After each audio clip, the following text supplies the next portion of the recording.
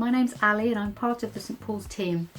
You may not know me because I'm usually involved in lots of training, but hopefully I can share with you some things that we talk about a lot as a team at St Paul's to support language and communication, and just explore some really useful tips on how we can support children's language while we're at home, while we've perhaps got more time together to chat and to play, and how that's a really brilliant way of supporting children's interest and understanding in language, extend their vocabulary and motivate them to communicate really effectively.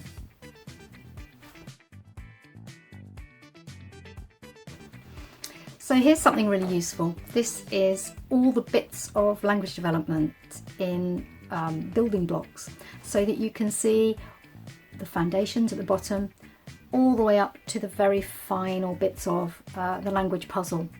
So typically what we know is that actually these building blocks all work together to support children to be able to talk and communicate effectively.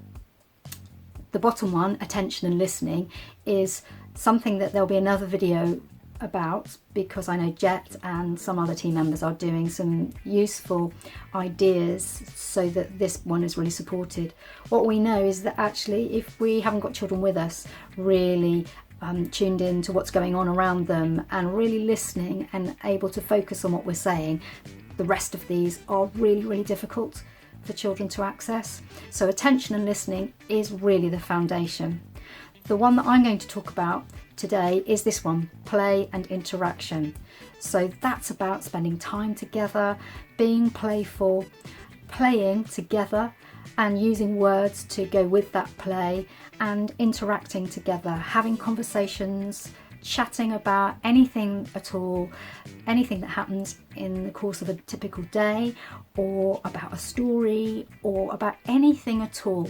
But that conversation that you have with your child is what enables them to then copy some of that language and learn new language.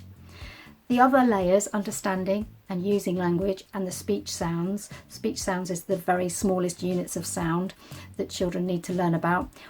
All of that is part of a big puzzle.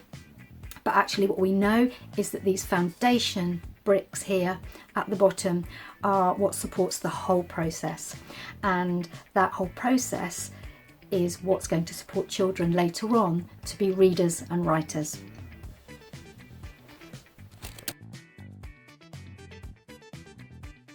I'm going to share with you 5 top tips that are really useful to encourage children who are on the very beginnings of that journey in terms of being a language user and talking and communicating.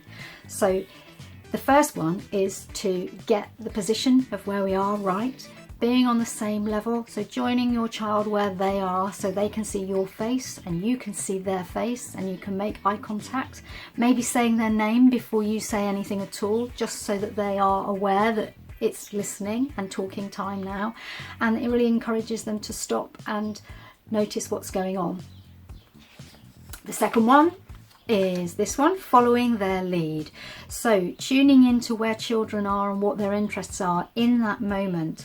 We know that actually to motivate children to talk and to engage in a conversation, even if that's without words, it's really important that we understand what they're interested in. It might not be the same as what we're interested in, but if we can really notice what they're interested in and follow their lead, then they're likely to be very encouraged by that.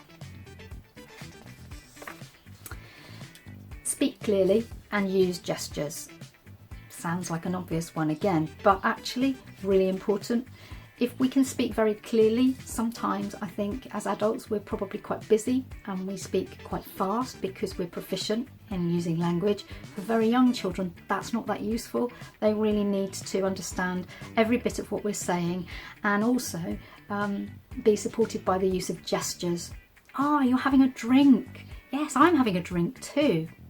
Those sorts of things are very supportive, so that children can get the meaning of what you're saying, even if they haven't heard a new word yet.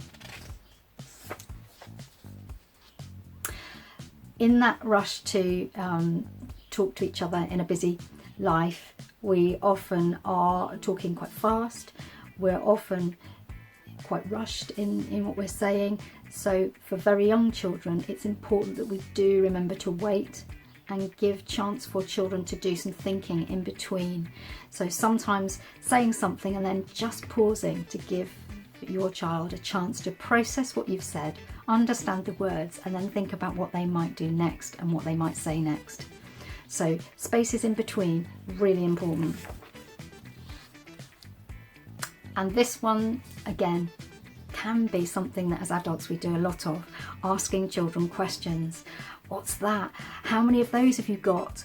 What colour can you see? They can be useful questions, but actually we know that too many questions can mean that children just switch off a bit, and much better is to comment rather than question. So when you're playing together, notice what they're doing and make a comment about it. Something like, oh, your car's going really fast. And maybe playing in the garden, oh, you're doing a really high jump. I'm jumping and you're jumping. That encourages children to join in with that talk rather than be bombarded with the pressure of too many questions.